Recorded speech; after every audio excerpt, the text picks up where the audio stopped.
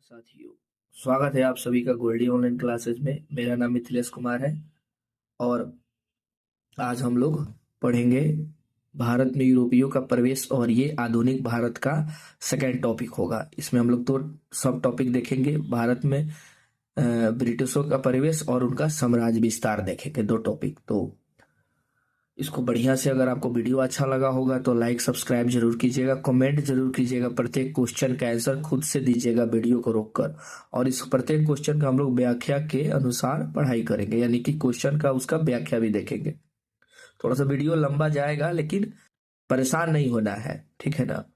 आराम से वीडियो देखिएगा, लास्ट तक बने रहिएगा। लास्ट में कुछ हम बढ़िया से क्वेश्चन लगाएंगे जो टीयर 3 में पूछा हुआ है या टीयर 2 में। और जितने हैं सब प्रीवियस ईयर प्रश्न है और एनसीईआरटी और एससीईआरटी से संबंधित है।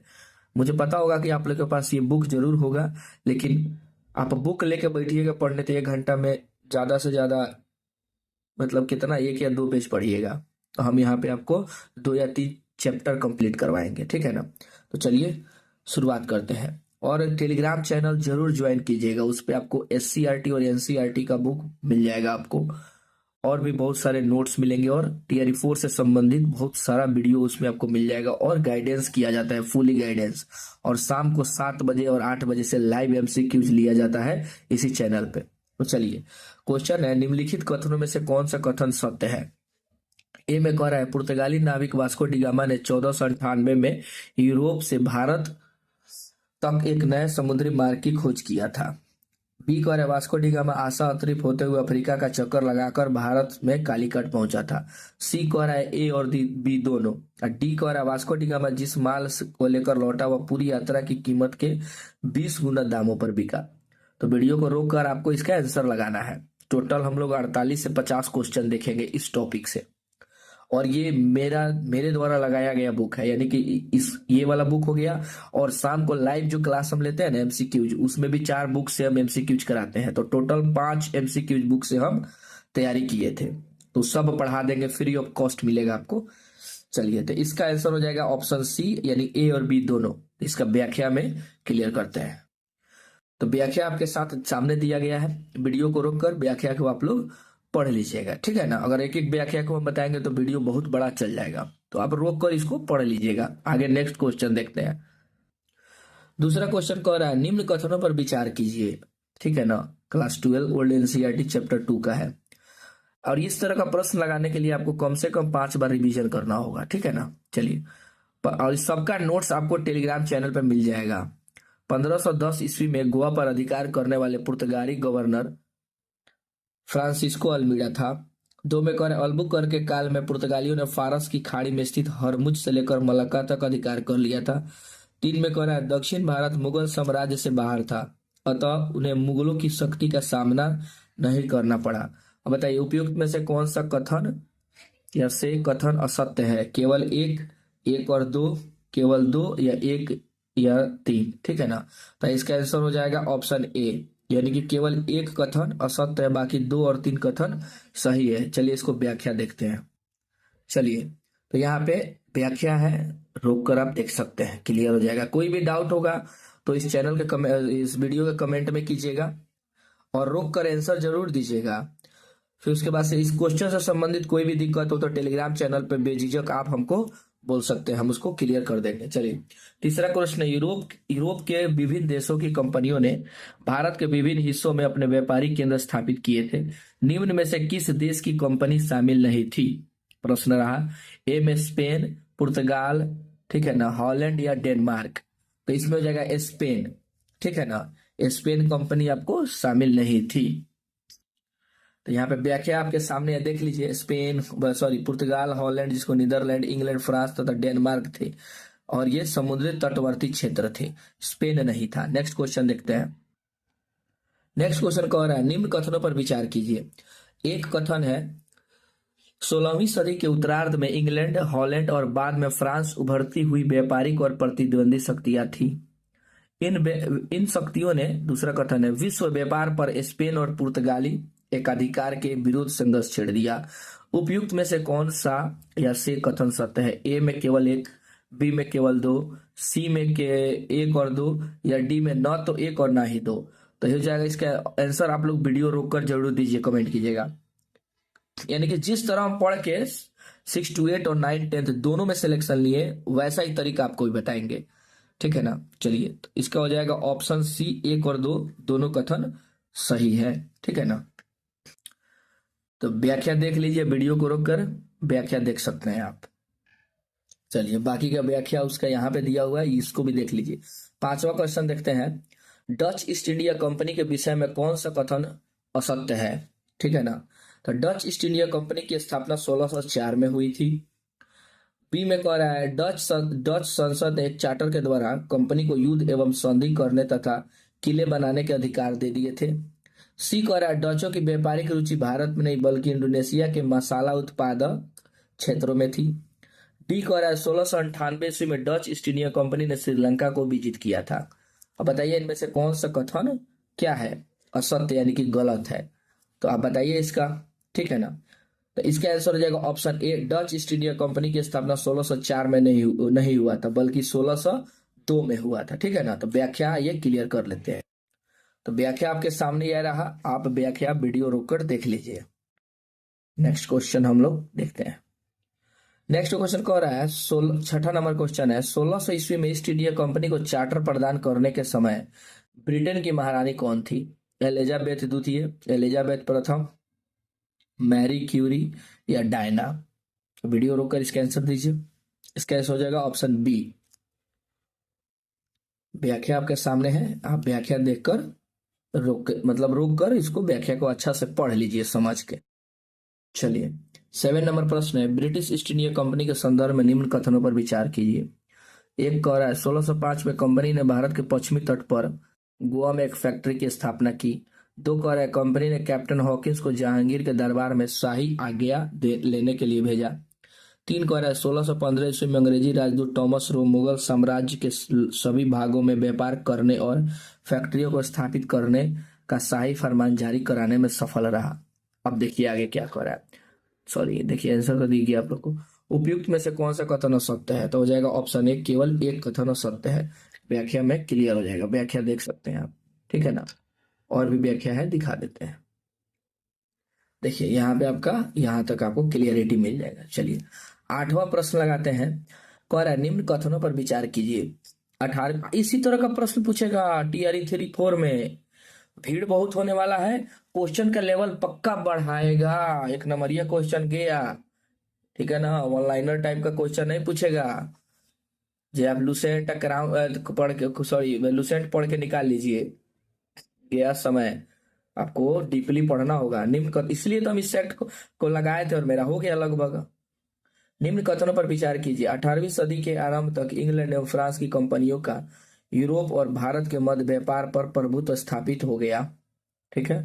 2 कह रहा है व्यापारिक प्रतिद्वंदिता तथा अधिकाधिक लाभ के कारण कंपनियों के मध्य झगड़े भी हुए। कौन सा कथन सत्य है, ठीक है ना। आइए देखते हैं। तो इसका हो जाएगा ऑप्शन सी। क्या होगा? ऑप्शन सी, 1 और 2 कथन सत्य हैं। व्याख्या में आप क्लियर कर लीजिए, पूरा बढ़िया से इसको रीड कर लीजिए 2 बार। और लगे कि ये कोई चीज आपको, कोई टॉपिक इसमें इंपॉर्टेंट है, उसको एक पेज रखिएगा कॉपी, उसमें आप उतार भी सकते हैं। 9 नंबर प्रश्न बचाइए। अंग्रेजों ने दक्षिण भारत में 1611 ईस्वी में अपनी फैक्ट्री कहाँ स्थापित की थी? ए में नागपट्टनम, बी में उरैयूर, सी में मसूलीपट्टनम, डी में गोवा? बताइए। तो इसका हो जाएगा ऑप्शन, रोक कर जरूर इसका आंसर दीजिएगा, ठीक है ना। ऑप्शन सी होगा इसका, मसूलीपट्टनम या मछलीपट्टनम भी इसको हम लोग बोलते हैं। व्याख्या आप पढ़ लीजिए, ठीक है ना। व्याख्या बताने में लगेंगे ना तो वीडियो हो जाएगा 1.5-2 घंटा का, और आप खुद से देखिएगा और वीडियो को रोक कर व्याख्या सटीक पढ़ लीजिएगा। क्वेश्चन मिलना चाहिए आपको, और जरूर फीडबैक खुद को दीजिएगा कि आपका कितना सही हुआ, ठीक है ना। एक पेज पे लिखिएगा और कमेंट जरूर कीजिएगा लास्ट में कि आपका कितने आंसर सही हुआ, ठीक है ना। नेक्स्ट क्वेश्चन है, ब्रिटिश ईस्ट इंडिया कंपनी ने बंबई प्रांत किससे प्राप्त किया था? डचों से, फ्रांसीसियों से, डेनिशों से या पुर्तगालियों से? तो इसका हो जाएगा आंसर आपको, इसका आंसर हो जाएगा डी, पुर्तगालियों से, ठीक है ना। व्याख्या क्लियर कर लीजिए, बहुत मजेदार है, मजा आ जाएगा पढ़ने में, ठीक है ना। अभी थोड़ा हम बाइक से ट्रैवल किए हैं तो तबीयत मेरा थोड़ा सा होता है ना, कोल्ड फ्लू हो जाता है, वही हो गया है। मौसम भी हवा चल रहा है। 11 नंबर प्रश्न कर है, सुमेलित कीजिए। तथ्य दिया है और संबंधित वर्ष दिया है, तो क्या कीजिए, पेज ले लीजिए, उस पर ABCD लिख लीजिए और खुद से वीडियो रोक कर इसको सुमेलित कीजिएगा। ये ना कि आंसर का मेरा इंतजार कीजिएगा, खुद से सुमेलित कीजिएगा ना, तो आपके दिमाग पे जोर पड़ेगा और आपको याद आएगा, स्मरण शक्ति बढ़ेगा। ठीक है ना। तो इसका हम आंसर आपको बता देते हैं। इसका आंसर हो जाएगा, हम ही चलिए लगाते हैं। पहला होगा इसमें आपको ए का हो जाएगा 2। सम्राट चार्ल्स द्वितीय को पुर्तगालियों से बंबई का द्वीप उपहार में मिला। 1600 कब होगा, 22 ईस्वी में। ठीक है। बी का हो जाएगा ऑप्शन 1, अंग्रेजों को मद्रास पट्टे पर मिला 1639 में। सी का हो जाएगा 4, अंग्रेजों ने उड़ीसा में फैक्ट्री स्थापित की 1633 में। और डी का हो जाएगा 3, बंगाल के हुगली नगर में अंग्रेजों के व्यापार की अनुमति मिली 1651 में। तो इस तरह आंसर हो जाएगा इसका ऑप्शन बी हो जाएगा। ठीक है ना। चलिए व्याख्या आप देख लीजिए वीडियो को रोक कर। चलिए नेक्स्ट क्वेश्चन है, निम्न कथनों पर विचार कीजिए। एक कह रहा है 1686 में अंग्रेजों ने हुगली को तहस नहस कर दिया तथा मुगल सम्राट के विरुद्ध युद्ध की घोषणा कर दी। 2 कह रहा है अंग्रेजों के शासन में मुगल साम्राज्य अब ईस्ट इंडिया कंपनी की तुलना में कमजोर हो गया था। 3 कह रहा है युद्ध के उपरांत मुगल साम्राज्य को काफी क्षति पहुंची और कंपनी को एक बड़ा क्षेत्र प्राप्त हुआ। डी कह रहा है 4 नंबर, युद्ध में कंपनी की पराजय हुई और उन्हें बंगाल में स्थित उनकी फैक्ट्रियों से भगा दिया गया। और कथन पे विचार करना है। ठीक है ना।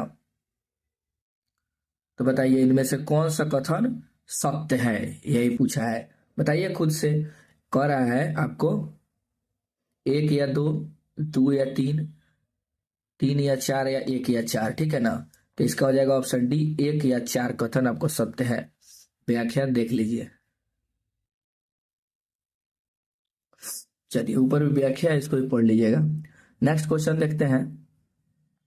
13 नंबर, निम्न में से कौन सा कथन असत्य है। 1698 ईस्वी में ईस्ट इंडिया कंपनी ने बंगाल में फोर्ट विलियम नामक किले का निर्माण करवाया। 2 कह रहा है 1717 ईस्वी में कंपनी को मुर्शिद कुली खान से व्यापार करने का फरमान प्राप्त हुआ। कह रहा है केवल 1, केवल 2, 1 और 2 इनमें से कोई नहीं। ठीक है ना। तो बताइए इनमें से कौन सा कथन क्या है, असत्य है। तो इसका हो जाएगा केवल 2। ठीक है ना। चलिए तो इसका हो जाएगा व्याख्या कीजिए। व्याख्या आप देख सकते हैं। ठीक है। चलिए नेक्स्ट क्वेश्चन हम लोग 14 नंबर देखते हैं। वीडियो रोक कर जरूर पढ़ लीजिएगा, इना कि भगा लीजिएगा। 14 नंबर क्वेश्चन है, फ्रांसीसी ईस्ट इंडिया कंपनी की स्थापना कब हुई थी। 1660, 1662, 1664 या 1666। आंसर कमेंट कीजिए इसका। तो इसका हो जाएगा ऑप्शन सी, 1664 में। ठीक है ना। तो व्याख्या क्लियर कर लीजिए, रोक कर वीडियो व्याख्या जरूर देख लीजिएगा। चलिए नेक्स्ट क्वेश्चन हम लगाते हैं। बताइए 15 नंबर, 1740 से 48 के मध्य यूरोप में चला ऑस्ट्रेलियाई उत्तराधिकार का युद्ध किन यूरोपीय शक्तियों के मध्य हुआ था। फ्रांसीसी और अंग्रेज, डच और फ्रांसीसी, पुर्तगाली और डच या अंग्रेज और पुर्तगाली। तो इसका आंसर आप लोग जरूर कमेंट कीजिएगा वीडियो को रोककर। तो इसका हो जाएगा आंसर ऑप्शन ए, फ्रांसीसी और अंग्रेजों के मध्य। व्याख्या आप देखिए, व्याख्या क्लियर कर लीजिए, वीडियो पॉज करके कर लीजिएगा। चलिए 16 नंबर प्रश्न लगाते हैं। 16 नंबर, यूरोप में अंग्रेजों तथा फ्रांसीसियों के मध्य होने वाला सप्तवर्षीय युद्ध कब से कब तक चला था। 1753 से 1760, उसके बाद से 1754 से 1761, 1755 से 1762 या 1756 से 1763 तक। तो इसके आंसर जरूर कमेंट कीजिएगा वीडियो में। तो इसका हो जाएगा, देखिए कुछ लोग हैं जो मेरा चैनल से जुड़े हुए हैं, प्लस यूट्यूब चैनल से हैं और टेलीग्राम से भी हैं, वो लोग प्रॉपर मेंटेनेंस के साथ दे रहे हैं आंसर, यानी हम जिस तरह बता रहे हैं वैसा कर रहे हैं, कमेंट कर रहे हैं हर तरह से। तो हम गारंटी देते हैं उन लोग का सिलेक्शन हो ही जाएगा। पढ़ाई तो सब कोई करता है ना, सिलेक्शन किसका होता है, गिना चुना आदमी का। तो वही चीज है, सिलेक्शन लेने का कुछ सीक्रेट मंत्र भी होता है। मंत्र माने तरीका, तो हम चैनल पे बताते हैं, लाइव क्लास में बताते हैं। तो चलिए इसका हो जाएगा ऑप्शन डी, 1756 से 1763 तक। व्याख्या आपके सामने है, आप व्याख्या देख सकते हैं। ठीक है ना। चलिए नेक्स्ट हम लोग देखेंगे ब्रिटिश का साम्राज्य विस्तार। पहला क्वेश्चन है 17 नंबर, इंग्लैंड की ईस्ट इंडिया कंपनी की भारत में प्रथम निर्णायक सैन्य सफलता मानी जाती है। बक्सर का युद्ध, प्लासी का युद्ध, पानीपत का युद्ध या हल्दी घाटी का युद्ध। तो इसका आंसर आप लोग जरूर कमेंट कीजिएगा। ठीक है, देखिए टॉपिक वाइज सेट लगाने से यही फायदा है कि आप उस टॉपिक को 2 बार 3 बार या 4 5 सोर्स से रिवीजन कीजिए और मेरे चैनल पे आके उसको रिवीजन टॉपिक वाइज लगा लीजिए। यही है मेरा तरीका है। चलिए, इस तरह हम किए भी थे, टॉपिक वाइज सेट लगाइए, ना कि हुंडे सेट मारी पूरा इतिहास के। हुंडे मारिएगा ना तो नहीं मिलेगा सब क्वेश्चन। टॉपिक में जैसे एक इस टॉपिक से हम 48 क्वेश्चन लगाएंगे, बताइए। हुंडे टेस्ट मारिएगा कौन देख के, मैराथन वराथन, तो 2 घंटा में कितना क्वेश्चन लगवाएगा पूरा आधुनिक भारत से, सोच लीजिए। तो इस चैनल पे बहुत फायदा होगा आपको। चलिए, तो इसका हो जाएगा प्लासी का युद्ध।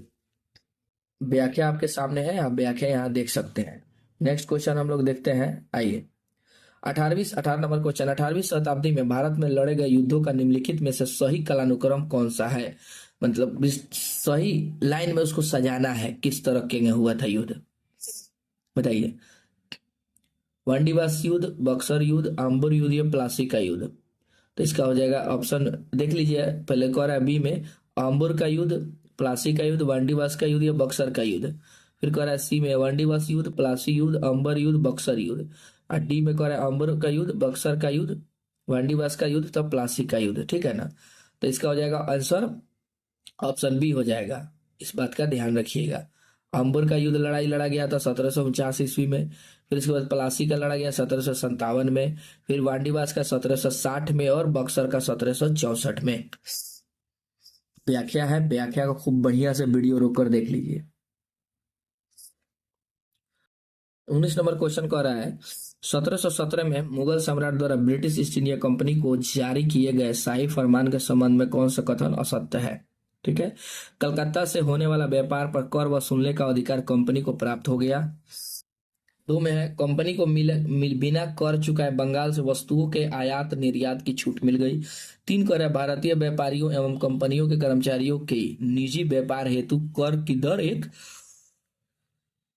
एक समान थी। ठीक है ना, तो कूट द्वारा बताइए कि ए में केवल 1 सही है, बी में केवल 2 सही है, सी में 1 और 2 सही है, डी में 1 या 3 सही है। तो इसका हो जाएगा ऑप्शन ए हो जाएगा, केवल 1 सही है। व्याख्या को एकदम बढ़िया से लाइन बाय लाइन देख लीजिए, फायदा होगा। 20 नंबर क्वेश्चन कह रहा है निम्न में से कौन सा कथन असत्य है? 1750 में मुर्शिद कुली खां की मृत्यु के बाद सिराजुद्दौला बंगाल का नवाब बना। सिराजुद्दौला ने अंग्रेजों तथा फ्रांसीसी कंपनियों को हुक्म दिया कि वे किलेबंदी रोके तथा बकाया राजस्व चुकाए। जब अंग्रेजों ने सिराजुद्दौला की बात नहीं मानी तो उसने 30,000 सिपाहियों के साथ कासिम बाजार स्थित इंग्लिश फैक्ट्री पर आक्रमण कर दिया। अंग्रेजों के हाथ से कलकत्ता के निकल जाने के बाद कंपनी ने रॉबर्ट क्लाइव के नेतृत्व में बंगाल के लिए सेना भेजी। अब इसमें से असत्य कथन आपको खोजना है, बताइए, इसका आंसर जरूर दीजिएगा। तो इसका आंसर हो जाएगा ऑप्शन ए, यही कथन गलत है। व्याख्या देखते हैं, तो व्याख्या को बढ़िया से पढ़ लीजिए। ठीक है ना, वीडियो रोक कर नेक्स्ट क्वेश्चन देख। सिराजुद्दौला 21 नंबर क्वेश्चन, सिराजुद्दौला ने फोर्ट विलियम पर कब अधिकार किया? 18 जनवरी 1756, 27 मार्च 1756, 20 जून 1756 या उपयुक्त में से कोई नहीं? ठीक है ना, तो वीडियो रोककर इसका आंसर कमेंट कीजिए और बताइए। 20 जून 1756 इसका आंसर हो जाएगा। व्याख्या देखिए, व्याख्या देख लीजिए रोक कर वीडियो को। चलिए, 22 नंबर प्रश्न है निम्नलिखित कथनों में से कौन सा कथन असत्य है? कह रहा है 1 में 1757 में रॉबर्ट क्लाइव ने प्लासी के मैदान में सिराजुद्दौला के विरुद्ध कंपनी के सेना का नेतृत्व किया था। इस युद्ध में सिराजुद्दौला की पराजय हुई। सिराजुद्दौला की पराजय का प्रमुख कारण उसका सेनापति मीर कासिम की गद्दारी था। उसके बाद से प्लासी के युद्ध में विजय के उपरांत कंपनी ने मीर कासिम को बंगाल का नवाब चुना। बताइए कौन सा कथन इसमें आपको सत्य है? 1 और 2, 2 या 3, उसके बाद से 3 या 1 या ये सभी? तो इसका हो जाएगा ऑप्शन ए हो जाएगा, यानी कि सभी। ठीक है ना, व्याख्या क्लियर कर लीजिए वीडियो को रोककर। चलिए नेक्स्ट 23 नंबर क्वेश्चन देखते हैं। प्लासी के युद्ध के उपरांत कंपनी को बंगाल, बिहार तथा उड़ीसा से मुक्त व्यापार का अधिकार मिला। बंगाल को 24 परगने की जमींदारी मिली। कलकत्ता पर आक्रमण के हार जाने के रूप में मीर जाफर ने कंपनी को 1 करोड़ दिए। अंततः इस युद्ध ने कंपनी का बंगाल तथा पूरे भारत पर अधिकार का रास्ता खोल दिया। तो इसका आंसर कमेंट कीजिए। इसका हो जाएगा आंसर ऑप्शन सी। ठीक है ना, व्याख्या आपके सामने है, देखकर क्लियर कर लीजिए। 24 नंबर क्वेश्चन है अंग्रेजों ने मीर जाफर के पश्चात किसे बंगाल का नवाब बनाया? मीर कासिम, जगत सेठ, सुजाउद्दौला या मीर अशरफ? ठीक है ना, तो लॉलीपॉप क्वेश्चन है, आप सभी इसका आंसर दे दीजिएगा। तो इसका हो जाएगा ऑप्शन ए, मीर कासिम। व्याख्या आपके सामने है, देखकर क्लियर कर लीजिए। निम्न कथन पर विचार कीजिए। 25 नंबर क्वेश्चन, कथन एक कह रहा है मीर कासिम ने बंगाल में आंतरिक व्यापार पर लगने वाले सभी कर का समाप्त कर दिया। 2 कह रहा है मीर कासिम ने यूरोपीय तर्ज पर एक आधुनिक और अनुशासित सेना खड़ी करने का प्रयास किया था।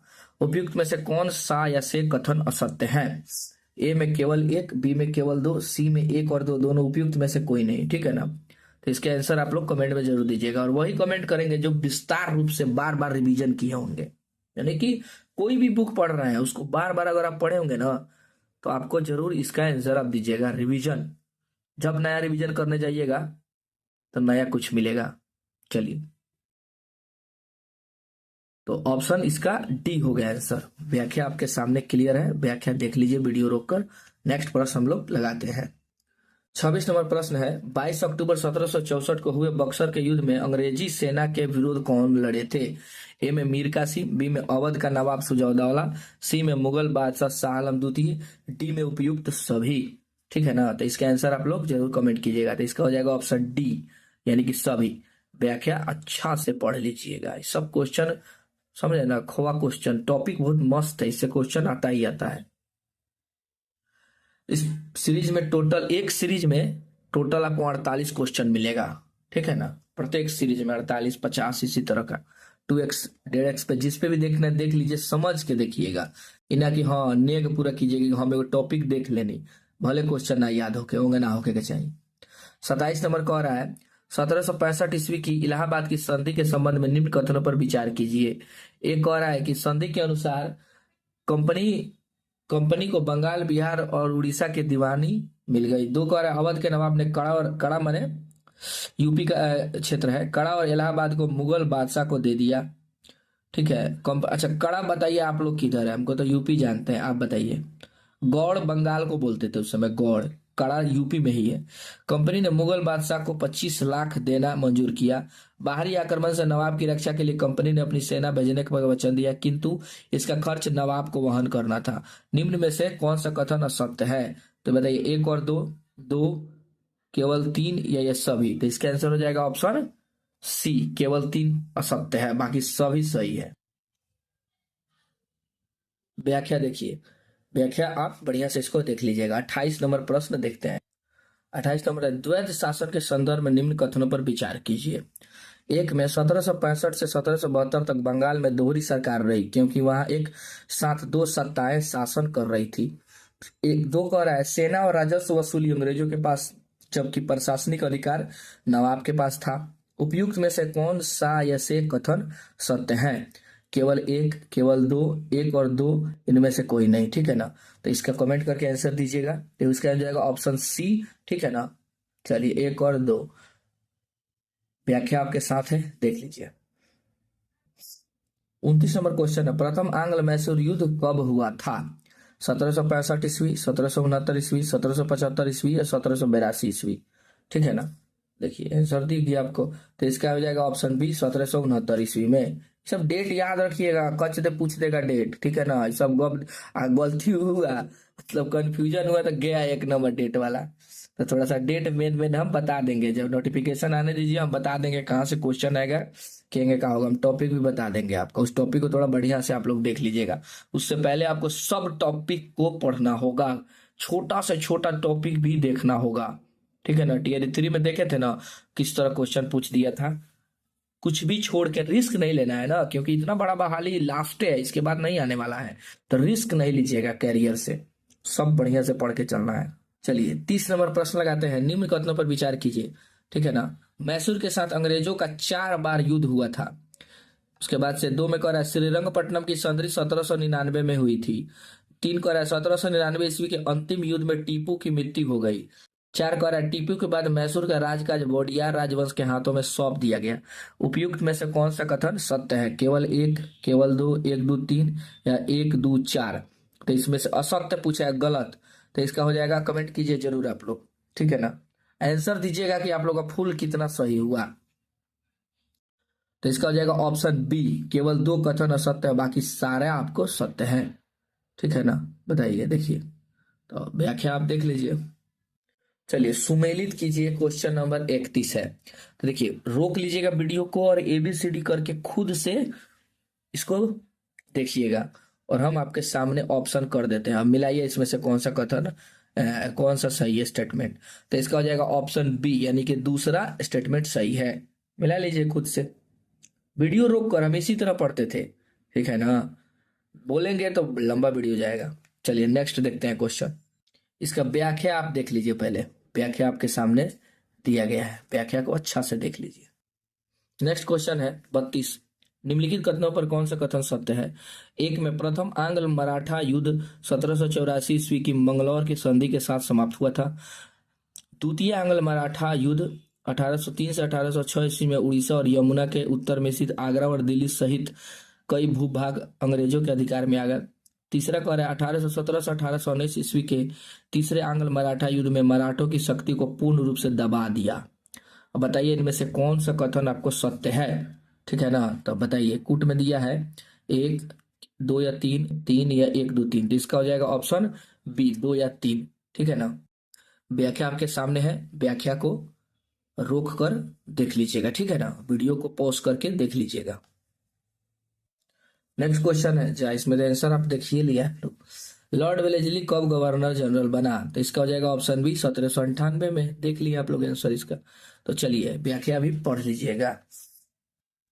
नेक्स्ट कह रहा है, अपने राजनीतिक उद्देश्यों को पूरा करने हेतु लॉर्ड वेलेस्ली ने किन उपायों का सहारा लिया? सहायक संधि प्रणाली, खुला युद्ध, पहले से अधीन बनाए जा चुके शासकों का भूभाग हड़पना, या उनमें से सही? तो बताइए उपयुक्त सभी, कौन सा इसमें से कथन सही है? तो इसका हो जाएगा ऑप्शन डी, यानी कि सभी कथन सही है। व्याख्या देख लीजिए आप लोग, ठीक है ना।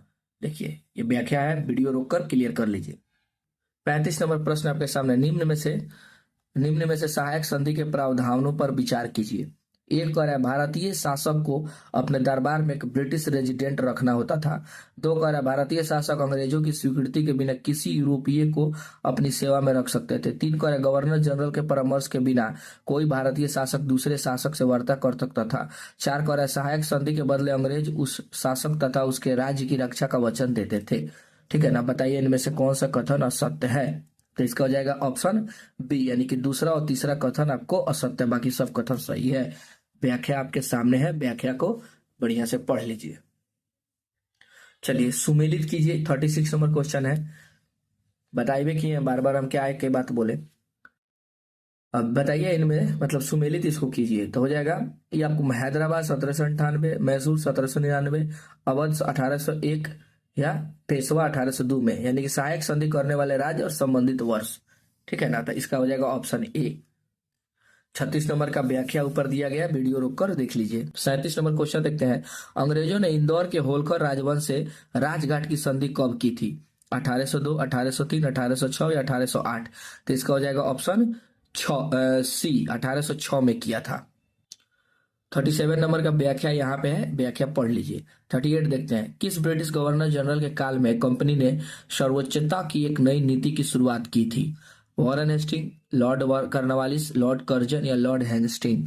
तो इसका आंसर आप लोग जरूर कमेंट कीजिएगा, वीडियो रोक कर दीजिए। लास्ट देखिए, कमेंट करने के लिए बार बार कह रहे हैं, या आप अपने पेज पे लिखिए, इससे आपको फायदा होगा, आपको पता चलेगा आपका कितने आंसर सही हुआ। कतियाइएगा नहीं, एगो पेज ले लीजिएगा, प्रॉपर स्टडी के पोजीशन में बैठ के देखिएगा, ना कि सुतले देख लेनी, बाथरूम में देख लेनी, कहीं देख लेनी, वो काम नत करें हम लोगन, प्रॉपर बैठ के देखें हम लोगन। तो हो जाएगा ऑप्शन डी, लॉर्ड हेस्टिंग, और इसका व्याख्या आपके सामने है, व्याख्या बढ़िया से पढ़ लीजिए। 39 नंबर क्वेश्चन देखते हैं। 39 कह रहा है कि किसके नेतृत्व में अंग्रेजों ने सिंध का अधिग्रहण कर लिया था? चार्ल्स नेपियर, चार्ल्स मैसन, लॉर्ड एल्गिन या लॉर्ड मेयो? तो इसका हो जाएगा, नेतृत्व पूछ रहा है, ठीक है ना। तो नेतृत्व उसको बोलते हैं जो सामने फेस टू फेस किसी चीज का नेतृत्व करे, ठीक है ना, बैक टू फेस नहीं। तो हो जाएगा चार्ल्स नेपियर, याद रखिए। चलिए व्याख्या यहाँ पे है, व्याख्या देख लीजिए। नेक्स्ट 40 नंबर प्रश्न देखते हैं।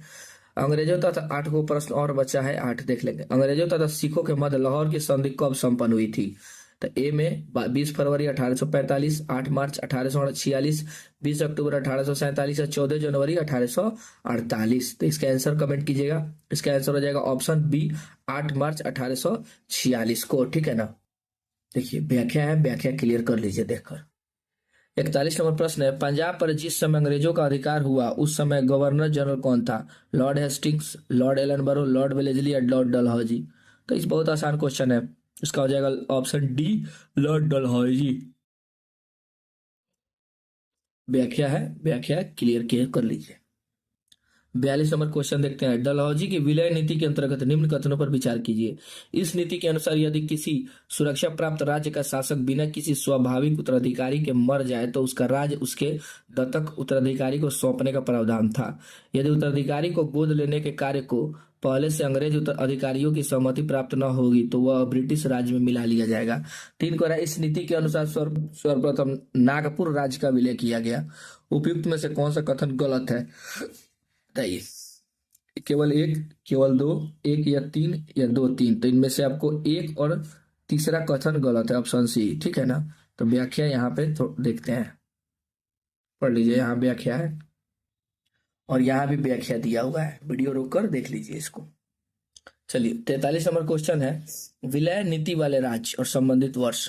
तो बताइए इसमें से कौन कब विलय हुआ था। तो सतारा 1848 में हुआ था। ठीक है। संबलपुर 1850 में हुआ था। उसके बाद है उदयपुर 1852 में हुआ था और नागपुर 1853 में हुआ था। तो इस प्रकार हो जाएगा ऑप्शन डी हो जाएगा। ठीक है ना। देखिए व्याख्या के साथ डेट बाय डेट दिया हुआ है, लिख लीजिए या देख लीजिए इसको अच्छे से। 44 नंबर प्रश्न है, निम्न कथनों पर विचार कीजिए। केवल विचार जब दे ना तो समझिए वो आपको सिद्धांतिक प्रश्न पूछ रहा है। कंपनी नेट आई सब नहीं लगा पाएंगे जो विस्तारित रूप से पढ़े होंगे, अच्छा से गहन अध्ययन रिवीजन किए होंगे, उनका ही सिलेक्शन होगा इस बार। कंपनी ने 1857 ईस्वी में अवध को अपने नियंत्रण में ले लिया। अवध के नियंत्रण हेतु अंग्रेजों ने यह तर्क दिया कि अवध की जनता को नवाब के कुशासन से मुक्त कराने हेतु ऐसा किया गया है। बताइए उपयुक्त में से कौन सा कथन आपको असत्य है। केवल एक, केवल तीन, एक और दो, या न ही मतलब कोनो ना डी में। तो इसका आंसर कमेंट कीजिएगा। तो इसका आंसर हो जाएगा ऑप्शन ए, यानी केवल एक कथन आपको असत्य है, बाकी दूसरा कथन आपको सही है। व्याख्या आपके साथ है, पढ़िए। व्याख्या को रोककर वीडियो देख लीजिए। 45 नंबर कह रहा है, निम्नलिखित कथनों में कौन सा कथन, निम्नलिखित में से कौन से कथन सत्य हैं। वारेन हेस्टिंग के काल तक कंपनी बंगाल, बंबई और मद्रास में सत्ता हासिल कर चुकी थी। ब्रिटिश क्षेत्र प्रशासकीय इकाइयों में बटे होते थे जिन्हें प्रेसिडेंसी कहा जाता था। 1772 ईस्वी में स्थापित नई न्याय व्यवस्था के अंतर्गत फौजदारी एवं दीवानी अदालतों को समाप्त कर दिया गया। मौलवी एवं हिंदू पंडित कानूनों की व्याख्या से संबंधित थे। इनमें से बताइए। देखिए कूट में कह रहा है 1 2 2 3, 1 2 3 या 1 2 4। तो इसका आंसर आप लोग कमेंट कीजिए बढ़िया से। तो इसका हो जाएगा ऑप्शन डी हो जाएगा, 1 2 और 4 होगा। व्याख्या दिया गया है, व्याख्या को बढ़िया से पढ़ लीजिएगा और कुछ कुछ पॉइंट लगे तो नोट भी कर लीजिएगा। ठीक है ना, याद रखिएगा। चलिए व्याख्या देख लीजिएगा। नेक्स्ट 46 नंबर प्रश्न। 46 को आ रहा है, किस गवर्नर जनरल पर इंग्लैंड में महाभियोग का मुकदमा चलाया गया था। बताइए। कह रहा है ए में वेलेजली, बी में क्लाइव, सी में वॉरेन हेस्टिंग या डी में कर्जन। तो बताइए, तो बहुत अच्छा सवाल है। तो ऑप्शन सी होगा वॉरेन हेस्टिंग। व्याख्या देख लीजिए। ठीक है ना। और शायद हमको लगता है सुसाइडो कर लिया था कानू जाके वहीं पे। 47 नंबर प्रश्न है, सुमेलित करना है। सूची 1 में तथ्य दिया है और संबंधित वर्ष दिया है। तो इसको देखकर कॉपी पे लिखकर एबीसीडी और सामने टू सामने लिखिए, दिमाग पर जोर दीजिए।